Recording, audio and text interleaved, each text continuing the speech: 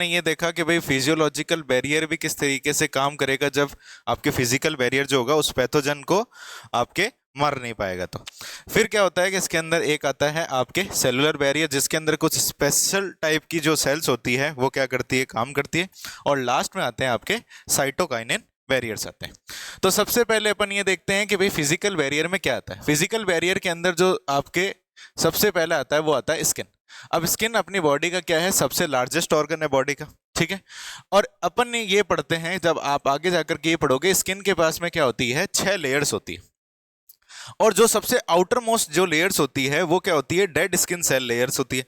अब जब पैथोजन इसके ऊपर आकर के बैठेगा तो बैठने पे क्या करेगा, उसको ग्रो करने के लिए मीडियम चाहिए, ठीक है। तो यहाँ पे क्या होगा, ये डेड सेल कोई भी एक तरीके का मीडियम नहीं देती, तो जिसकी वजह से क्या होता है, वहां पे ये आपके ग्रो नहीं कर पाता। और दूसरी चीज ये रहती है कि जो स्किन की पीएच रहती है वो कितनी रहती है, 3 से लेकर के 5 तक, मतलब एसिडिक पीएच रहती है। उस एसिडिक पीएच की वजह से क्या होता है, पैथोजन यहाँ पे भी ग्रो नहीं कर पाता। तो अल्टीमेटली क्या करा कि इसने एक तरीके का आपके बैरियर बना के रख लिया, फिजिकल बैरियर, जो आपको दिखता भी है, ठीक है, फील भी होता है। और उससे क्या होता है, अगर पैथोजन ठीक है किल हुआ तो ठीक है, नहीं तो अपनी बॉडी का दूसरा बैरियर क्या करता है, उसके लिए काम करता है, ठीक है। देन अपन ये बात करते हैं कि अगर मान लो कि स्किन नहीं, तो ये अगर मान लो कि ये स्किन के ऊपर ना अटैच होकर के डायरेक्ट क्या करे, माउथ से एंटर कर जाए या फिर नोज से एंटर कर जाए। जैसे अपन इनहेल करते हैं तो कोई भी वायरस है या फिर कोई भी बैक्टीरिया है वो क्या होता है, अपन माउथ से भी एंटर कर लेते हैं। तो क्या होता है कि जैसे अपने क्या होता है, म्यूकोसा जो रहती है अपने respiratory tract, gastro intestinal tract और रिप्रोडक्टिव ट्रैक्ट जो होती है उन सब में प्रेजेंट रहती है। तो ये म्यूकोसा जो सिक्रीशन करती है उसकी वजह से क्या होता है कि पैथोजन वहां पे भी ग्रो नहीं कर पाता। फिर आता है अपने फिजियोलॉजिकल बैरियर। अब फिजियोलॉजी का मतलब ये होता है कि बॉडी के जितने भी इंटरनल फंक्शंस होते हैं उसकी अपन बात करते हैं। तो जैसे बॉडी के अंदर कभी कभार क्या होता है कि आप बीमार पड़ते हो तो बुखार आता है आपको। तो बुखार आने का रीजन ये है कि जब आपके ब्लड के अंदर कोई पैथोजन जाता है तो बॉडी क्या करती है, अपने टेम्परेचर को बढ़ा देती है। और वो टेम्परेचर के बढ़े हुए टेम्परेचर की वजह से क्या होता है कि वो पैथोजन जो होता है ग्रो नहीं कर पाता। दूसरी चीज होता है, अगर मान लो कि वो अपने माउथ से एंटर करा और म्यूकोसा को भी क्या कर दिया, उसने पेनिट्रेट कर दिया, उसको भी क्या करा, उसने एक तरीके से पेनिट्रेट कर दिया, तो कहाँ जाएगा, अपने स्टमक के अंदर। और स्टमक में आपने ये पढ़ा है कि अपने पास में क्या होता है, एसिडिक आपके जूस होता है, ठीक है, जिसको अपन क्या बोलते हैं, HCl बोलते हैं। HCl की पीएच बहुत ज्यादा कम होती है, 1.2 से लेकर के 1.5 के आसपास में होती है, तो बहुत हाईली एसिडिक होता है वो। तो वहां पे भी क्या होगा, उसको ग्रो नहीं करना जाएगा। इफ मान लो कि क्या है, कोई बीमारी मान लो या फिर कोई भी बैक्टीरिया है जो क्या है, रिप्रोडक्टिव ट्रैक के थ्रू एंटर हुआ है, ठीक है ना, तो वहां पे भी क्या होता है, जो वेजाइनल पीएच होती है वो भी बहुत ज्यादा एसिडिक होती है, तो वो भी क्या करती है, उसको ग्रो नहीं करने देती। और ईयर के अंदर एंटर हुआ है तो ईयर के अंदर अपने क्या होता है, वैक्स होता है, तो वो भी उसको क्या कर लेता है, ट्रैप कर लेता है और उसको ग्रो नहीं करने देता। और आई के अंदर जो अपने सिक्रीशन होता है, जैसे टीयर्स जो होते हैं, टीयर्स के अंदर क्या होते हैं, लाइजोजाइम्स होते हैं, ठीक है ना।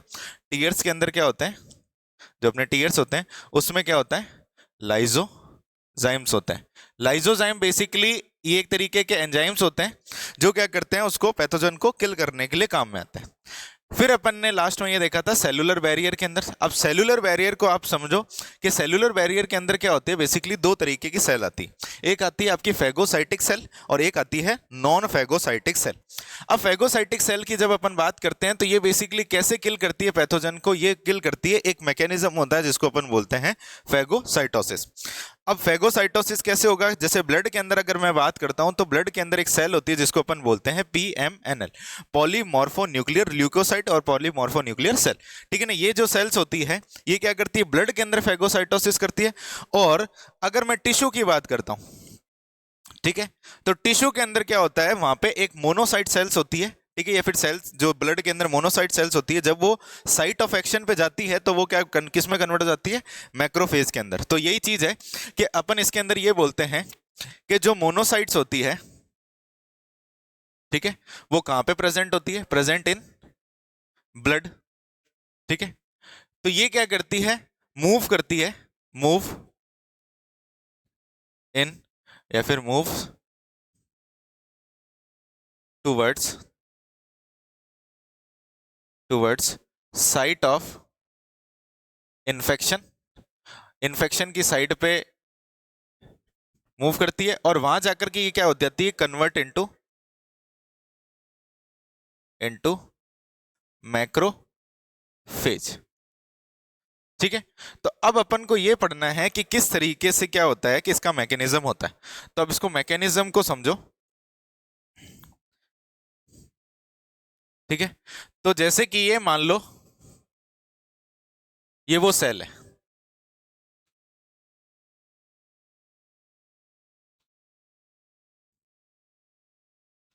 ठीक है, ये सेल है। अब बाहर की तरफ क्या पड़ा है, जैसे मान लो कि ये जो है पैथोजन है, ठीक है।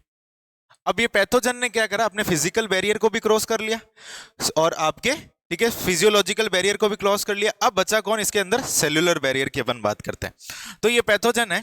तो सबसे पहले क्या होगा इसके अंदर, जब ये पैथोजन, क्या होगा कि इस सेल के अंदर कुछ केमिकल निकलेंगे जिसको अपन क्या बोलते हैं, इस तरीके का जो मूवमेंट होगा इन दोनों के बीच में क्या होगा, केमिकल मूवमेंट होगा यहाँ पे। तो उसको अपन बोलते हैं कीमोटैक्सिस बोलते हैं, ठीक है, केमिकल कुछ मूवमेंट होगा। उसके बाद में क्या होगा, जैसे जैसे ये पैथोजन इस तरफ, ये क्या करेगा, सेल्स क्या करेगी, बेसिकली इसकी तरफ मूव करेगी, ठीक है ना। पैथोजन थोड़ी मूव करेगा, सेल्स इसकी तरफ मूव करेगी। और मूव करने के बाद में क्या करती है, ये अंदर की तरफ क्या करता है, एक तरीके से एक इनवेजिनेशन बना लेता है ऐसे, ठीक है। इस स्ट्रक्चर को अपन बोलते हैं स्यूडोपोडिया बोलते हैं, ठीक है। अब ये स्यूडोपोडिया जो बना है, इसके अंदर ये क्या करेगा, ये जो पैथोजन है ये यहां पे आ जाएगा, आ गया पैथोजन, ठीक है। या फिर आप मान लो पैथोजन की कोई भी लेयर नहीं है, अपन ऐसे मान लेते हैं कि ये सब पैथोजन है,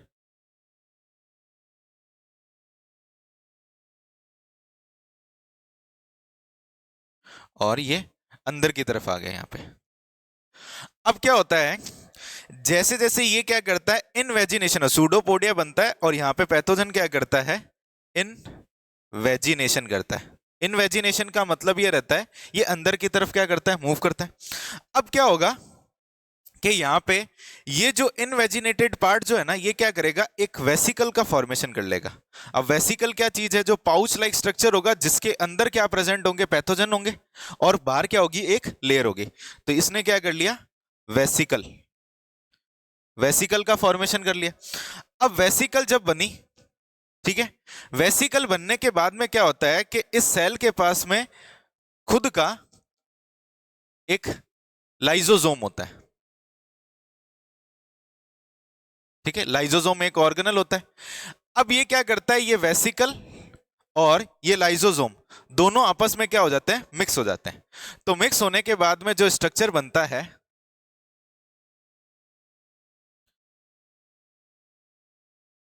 ठीक है, जो स्ट्रक्चर बनेगा उसको अपन क्या बोलेंगे, यहां पे ये मिक्स हो गए, इसको अपन बोलते हैं फेगो लाइजोसोम्स बोलते हैं। इतनी बात समझ में आई। सबसे पहले क्या हुआ, इन्वेजिनेशन हुआ, सूडोपोडिया बना। सूडोपोडिया बेसिकली क्या होता है, मेम्ब्रेन का अंदर की तरफ क्या होना, इन्वेजिनेशन, एक पॉकेट की तरह बन जाना। फिर पॉकेट बनता है तो उसमें क्या हो जाता है, ये सारे के सारे पैथोजन इकट्ठे कर लेता है, अंदर जाकर के क्या करता है, इसको वेसिकल के फॉर्मेशन कर ले। और वेसिकल के फॉर्मेशन के बाद में जब लाइजोसोम जो आपका होता है और वेसिकल दोनों मिल जाते हैं, अब लाइजोसोम्स के पास में क्या होते हैं, बहुत सारे एंजाइम्स होते हैं, ठीक है ना। ये क्या होते हैं, लाइजोसोमल एंजाइम्स होते हैं, ठीक है ना। जैसे इसमें क्या क्या होंगे, जैसे हाइड्रोलेज होगा, ठीक है, हाइड्रोलेज होगा, प्रोटीएज होगा, ठीक है, एक्सेट्रा। जो भी चीज होगी वो क्या करेगा, इस पैथोजन का जो भी जेनेटिक मटेरियल है उसको क्या कर देगा, डिस्ट्रॉय कर देगा।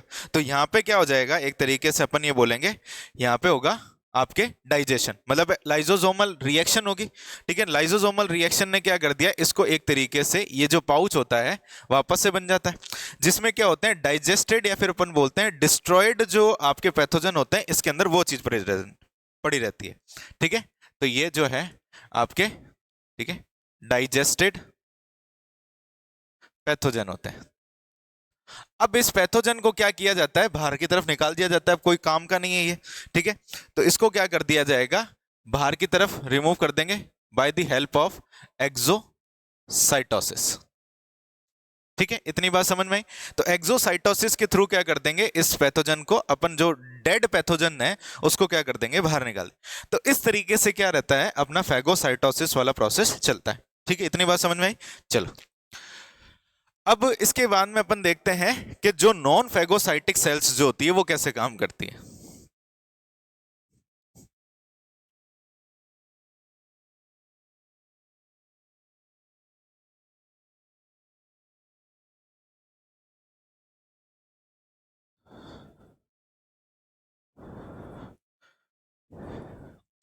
अब नॉन फैगोसाइटिक सेल के अंदर अपन ने एग्जांपल लिखा था नेचुरल किलर सेल, ठीक है, और इसको अपन क्या बोलते हैं, एनके सेल्स भी बोलते हैं, ठीक है, नेचुरल किलर सेल और एनके सेल बोलते हैं। अब ये नेचुरल किलर सेल कैसे काम करती है उसको देखो। जैसे मान लो कि ये जो है अपनी बॉडी की नेचुरल किलर सेल है, एनके सेल है, ठीक है।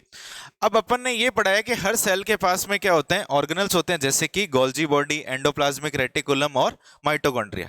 तो यहां पे भी क्या होंगे, ये जैसे गोल्जी बॉडी वाला पार्ट होगा, ठीक है, ये है गोल्जी एपरेटस, मान लो ये गोल्जी बॉडी बोल देते हैं, ठीक है, ये चीज रहती है। अब ये नेचुरल किलर सेल क्या करती है, जो इसका पैथोजन होता है उसके पास में जाकर के चिपक जाती है, ये मान लो पैथोजन है, ठीक है, ठीक है। तो पहला स्टेप ये रहता है कि नेचुरल किलर सेल जो होती है वो क्या हो जाती है, अटैच हो जाती है, अटैच्ड टू पैथोजन, पैथोजन से क्या होगी, अटैच होगी। फिर दूसरा प्रोसेस ये रहता है कि अटैच होने के बाद में, ठीक है, इसके गोल्जी बॉडी जो होते हैं इसकी मेम्ब्रेन के सामने आ जाते हैं, ठीक है। तो होता यह है कि जैसे कि ये जो अपने नेचुरल किलर सेल है और गोल्जी बॉडी क्या होंगे, इस मेम्ब्रेन के सामने आ जाएंगे, ठीक, और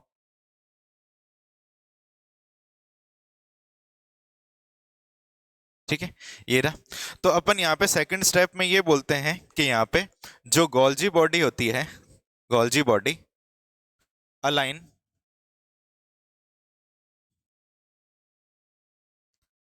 अलाइन टूवर्ड्स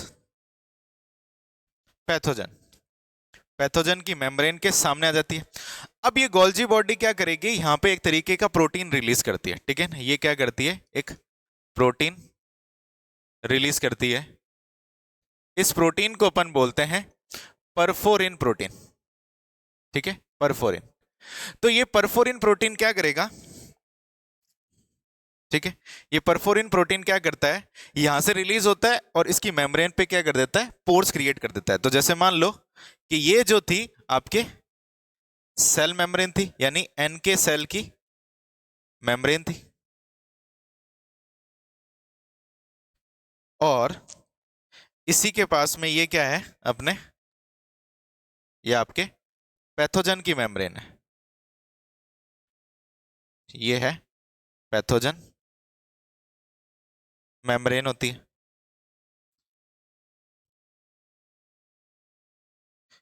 अब यहां से जो परफोरिन प्रोटीन निकलेगी, ये परफोरिन प्रोटीन क्या करती है, जा करके इसके अंदर ऐसे जुड़ जाती है, ठीक है, ये यहां पे जुड़ जाती है, और जुड़ने के बाद में ये क्या करती है, परफोरिन प्रोटीन जो होती है क्रिएट पोर्स, ठीक है, पोर्स क्रिएट कर देती है। पोर्स क्रिएट करने का मतलब ये है कि जो पैथोजन की मेम्ब्रेन है उसमें क्या कर देती है, गड्ढे कर देती है। तो पोर्स क्रिएट करने की वजह से क्या होता है कि यहाँ पे जो बैक्टीरियल या फिर पैथोजन का जो कंटेंट होता है, इन्फेक्शियस जो मटेरियल होता है, वो सारा का सारा क्या हो जाता है, बाहर आ जाता है। तो यहाँ पे होता यह है कि अपन ये बोलते हैं कि जो पैथोजन का पैथोजेनिक मटेरियल जो होता है, ठीक है, वो क्या हो जाता है, बाहर आ जाता है, ठीक है। अपन ये बोलते हैं एक तरीके से आउट फ्रॉम सेल, और अल्टीमेटली क्या हो जाता है कि जो पैथोजन हो जाता है वो डिस्ट्रॉय हो जाता है। तो अल्टीमेटली अपन बोलते हैं destroy of pathogen,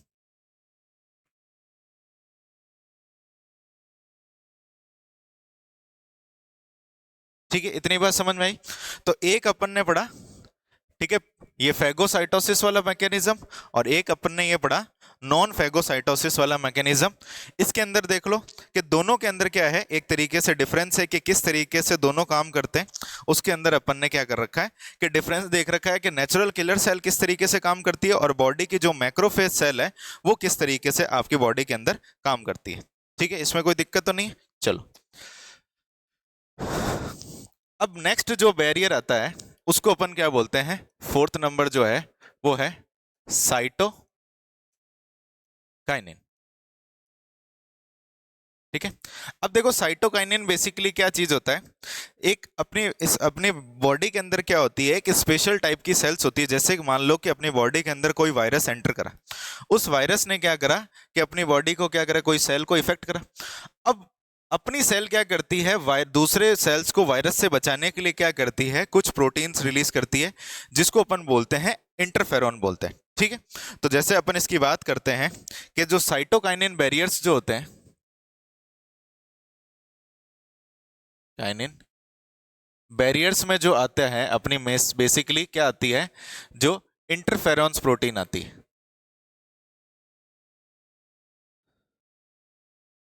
interferon protein आती है। अब ये इंटरफेरॉन प्रोटीन जो होती है कौन रिलीज करता है, बेसिकली ये इंटरफेरॉन प्रोटीन रिलीज करता है virus infected cell, virus infected cell. अब कैसे रिलीज होता है उसको समझो। जैसे मान लो कि ये अपनी बॉडी की क्या है, बी लिम्फोसाइट है,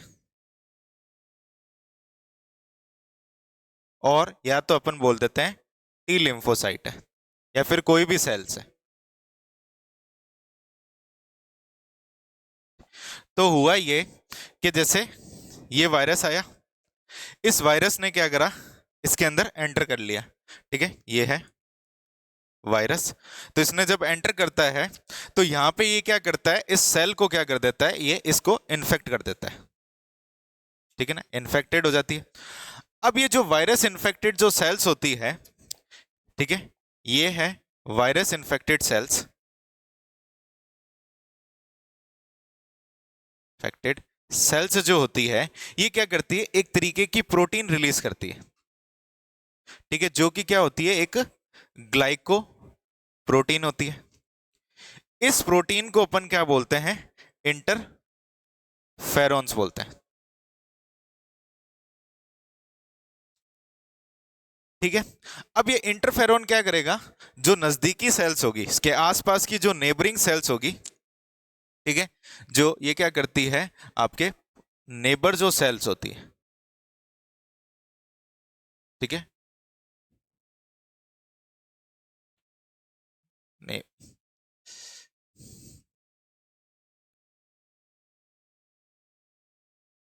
नेबर सेल्स जो होती है उसको क्या करती है, प्रोटेक्ट करती है। इतनी बात समझ में आई आपको कि किस तरीके से हो रहा है, कि आपके साइटोकाइनिन बैरियर के अंदर जो प्रोटीन आती है उसको अपन क्या बोलते हैं, इंटरफेरॉन प्रोटीन बोलते हैं। ये इंटरफेरॉन प्रोटीन जो होती है कैसे रिलीज होती है, वायरस इन्फेक्टेड सेल से रिलीज होती है, और खुद कैसी होती है, ये एक तरीके से एंटीवायरल प्रोटीन होती है। ठीक है, एंटीवायरल प्रोटीन होती है।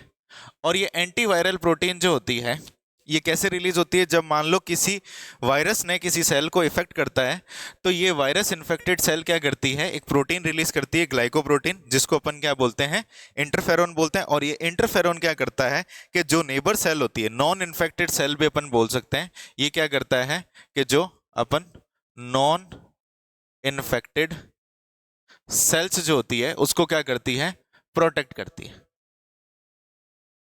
ठीक है, इतनी बात समझ में आ गई आपको कि किस तरीके से क्या करा, इंटरफेरॉन ने अपनी तरफ से काम करा। अब अपन को कुछ बेसिक फंडामेंटल ये सीखने हैं कि ये जो ग्लाइकोप्रोटीन जो बनी है, प्रोटीन जो बनी है, क्वेश्चन ये पूछा जाता है कितने अमीनो एसिड होते हैं, तो इसमें होते हैं 270 अमीनो एसिड्स होते हैं, ये आपसे क्वेश्चन पूछा जाता है। ठीक है, एंटीवायरल प्रोटीन्स होती है, वायरस इन्फेक्टेड सेल प्रोड्यूस करती है, और साइटोकाइनिन के अंदर इंटरफेरॉन प्रोटीन्स आते हैं। तो ये कैसे काम कर रही है उसके अपन बात करते हैं। जैसे मान लो कि ये जो सेल थी ये थी वायरस इन्फेक्टेड सेल है। अब इस वायरस इन्फेक्टेड सेल ने कौन सी प्रोटीन रिलीज करी, इंटरफेरॉन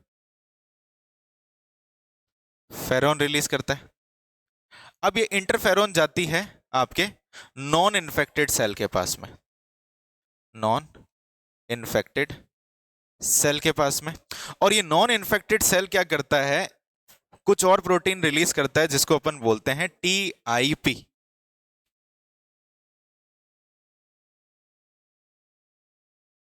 जिसको अपन बोलते हैं ट्रांसलेटिंग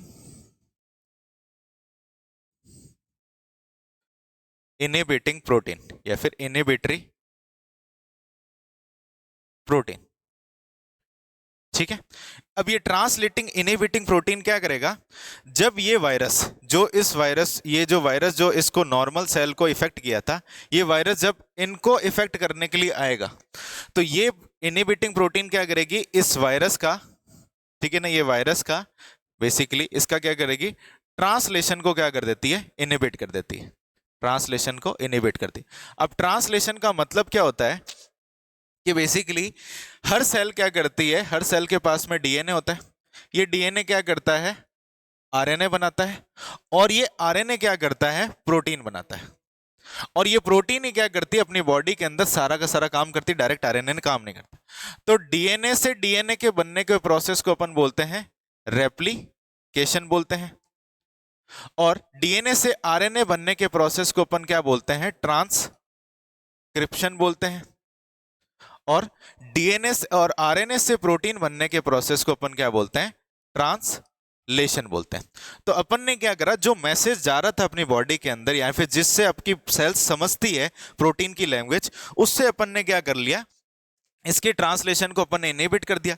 अब ये सेल्स क्या करेगी, इसको ज्यादातर हो सकता है नॉन इन्फेक्टेड सेल को इफेक्ट नहीं करेगी। तो ये जो चीज रहती है ये आपके बेसिकली इंटरफेरॉन्स के बारे में रहता है। अब इंटरफेरॉन्स जो होते हैं ना बेसिकली अपनी बॉडी के अंदर नॉन स्पेसिफिक तरीके से काम करते हैं।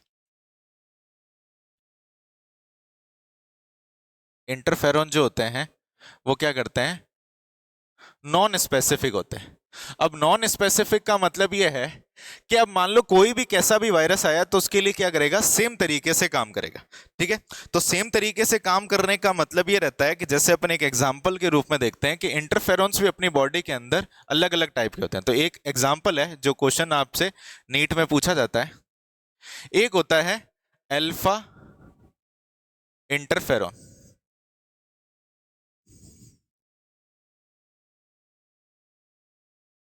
ठीक है, अल्फा इंटरफेरॉन। ये अल्फा इंटरफेरॉन जो होता है बेसिकली अपन क्या करते हैं, एड्स वाले पेशेंट्स को, एड्स पेशेंट जो होते हैं उनको अपन देते हैं। तो ये बेसिकली एड्स वाला पेशेंट जो होता है उसको अपन क्या करते हैं, ये आपके अल्फा इंटरफेरॉन होता है। ये अल्फा इंटरफेरॉन क्या करता है, बॉडी के अंदर क्या करता है, बहुत सारी जो ऐसी सेल्स होती है जो एड्स की मतलब एड्स के वायरस को मारने में काम आती है, उसको क्या करता है, मॉडिफाई करने का काम करता है। तो ये जो अल्फा इंटरफेरॉन जो होता है ये एक तरीके से अपन ये बोलते हैं बायोलॉजिकल रेस्पॉन्स मॉडिफायर होता है। ठीक है, बायोलॉजिकल रेस्पॉन्स मॉडिफायर होता है। ये क्वेश्चन आपसे पूछा जाता है कि एड्स के पेशेंट के अंदर अपन क्या करते हैं कि ये अल्फा इंटरफेरॉन देते हैं जो क्या करता है, बायोलॉजिकल रेस्पॉन्स मॉडिफायर होता है। और इस एड्स के अंदर क्या होता है, एक तरीके का कैंसर होता है जिसको अपन बोलते हैं कैपोसी सार्कोमा बोलते हैं। ठीक है, तो उससे लड़ने के लिए काम में आता है। एड्स के पेशेंट को देंगे किससे फाइट करने के लिए, कैपोसी सार्कोमा, जो एक तरीके का क्या है, आपके एड्स वाले पेशेंट के अंदर कैंसर होता है। अब एक होता है आपके इसके अंदर इंटरफेरॉन के अंदर ही एक होता है बीटा इंटरफेरॉन। अब ये बीटा इंटरफेरॉन जो होते हैं ये अपन बेसिकली देते हैं मल्टीपल स्क्लेरोसिस नाम की एक बीमारी होती है, उसके अंदर अपन क्या करते हैं, ये बीटा इंटरफेरॉन देते हैं। तो बीटा इंटरफेरॉन भी अपन मल्टीपल स्क्लेरोसिस के अंदर भी अपन क्या करते हैं, ये अपन बीमारी पढ़ेंगे आगे जाकर के क्या चीज होती है। ये एक तरीके की क्या है, बॉडी की ऑटो इम्यून डिजीज है, यानी आपकी बॉडी क्या करती है, खुद की ही सेल को क्या करती है, मारने लग जाती है। तो ये जो डिजीज है इसको अपन बोलते हैं ऑटो इम्यून डिजीज है। ठीक है, ऑटो इम्यून डिजीज है। एक होता है इसके अंदर आपके गामा इंटरफेरॉन। ठीक है, अब ये जो गामा इंटरफेरॉन होता है ये बेसिकली क्या करता है, बॉडी के अंदर नेचुरल किलर सेल का नंबर बढ़ाने के लिए काम में आता है। ठीक है, एक है इसके अंदर गामा